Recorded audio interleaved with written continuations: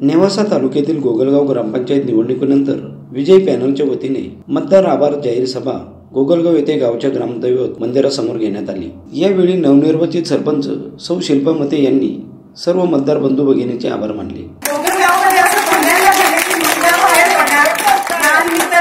सर्वत्र एकत्र आल्या, रॅली असेल, सभा असेल, याच्यामध्ये त्या उत्स्फूर्तपणे सहभागी झाल्या।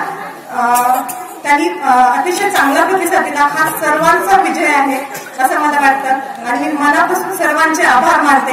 धन्यवाद। दिलीप मते यांनी गावाच्या विकासासाठी अहोरात्र कष्ट करणार असून गोरगरिबांना न्याय देऊ असे यावेळी सांगितले। की मी मानतो की मला पेलवणार नाही, परंतु मी माझ्या वरीनं ती कुठेही कमी पडू देणार नाही एवढी मी तुम्हाला ग्वाही देतो। आभाराचाच कार्यक्रम आहे तर प्रत्येकाचा आभार मानणं थोडंसं अवघड जाईल, पण सर्वांचं अगदी छोटे मोठे सर्व मला अगदी तिकडनं येताना मला बॅट पाहिजे अशी म्हणणारी पण मंडळी भेटली आणि मला अक्षरशः त्यांनी क्रिकेट खेळायला लावले। त्यांचंही मोठं योगदान आहे, कारण ते बॅट घेऊन पळत होते, तो त्या अप्रत्यक्षरित्या ते प्रचारच करत होते। मी त्यांचेही आभार मानेल या दृष्टीने।